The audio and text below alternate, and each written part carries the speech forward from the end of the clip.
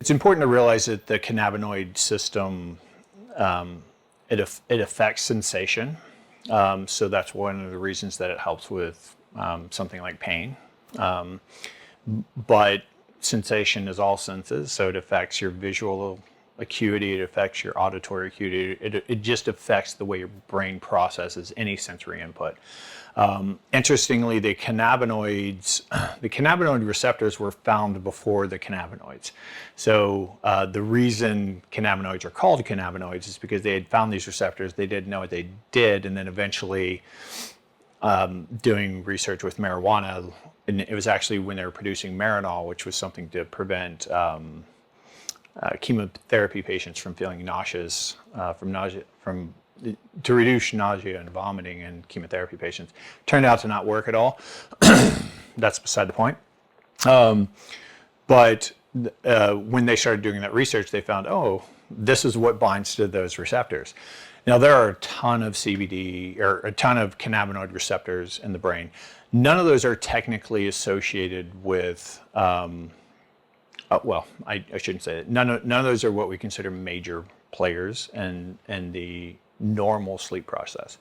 So cannabinoid receptors do affect sensation, and the entire definition of being asleep is that all your sensory input has changed, right? You're not paying as much attention to your environment, your eyes are still working, your ears are still working, sense of smell, taste, everything still works, but your brain's not processing it the same way. So cannabinoids affect that processing, and it kind of slows that processing down, which is exactly what happens when you ordinarily go to sleep. So there's good evidence, or there's good reason to suspect that those two would be synergistic, or at least additive, meaning they both help. But there's not great research because it's not part of the normal sleep process. However, anything that decreases sensory input, especially in our world today where we're hyper stimulated all the time, can help. CBD is actually, CBD and THC combined have a much more profound impact on what we call subjective sleep experience. So if we give you that, which would just essentially be marijuana or some approximation of marijuana, if we give you that, you will say, oh, I slept a lot better. I felt so at ease. I fell asleep great. I slept great. Now, if we study your sleep,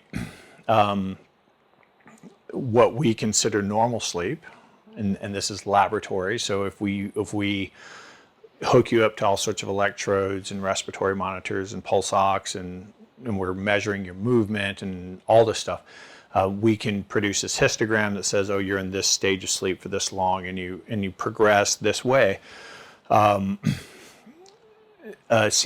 and THC do not produce great sleep. Now, they produce much better sleep than alcohol. They produce much better sleep than Z drugs like Ambien and Lunesta. They produce better sleep than benzodiazepines like Xanax and Valium and things like that people might take. So there's definitely benefit to it as far as how you feel about your sleep. And if that's the thing that helps you sleep, great. I would caution you around the THC. What has been shown with the THC is that you will,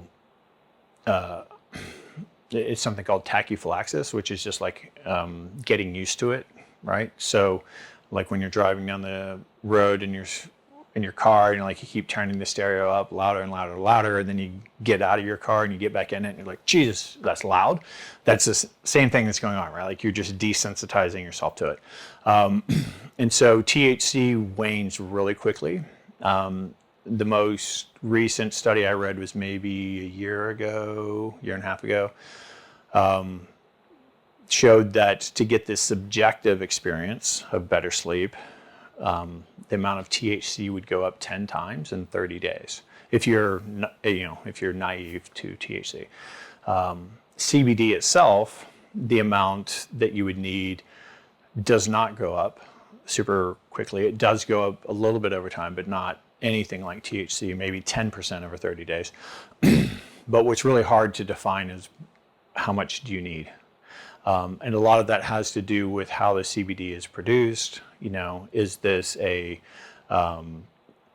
this an isolate where it's just one CBD molecule, or is it like a complete sort of natural ratio of it? The product that you're using would be highly individualized. I've seen anything from 3,000 milligrams to 30 milligrams. It just really depends on the individual. But I would say that if you're going to use something other than just normal nutritional supplementation, CBD would probably be my first choice. THC, I don't think is really going to end up being any better than alcohol in the long run. It interferes with sleep quality a lot more. So CBDs are beneficial. I'll just leave it at that.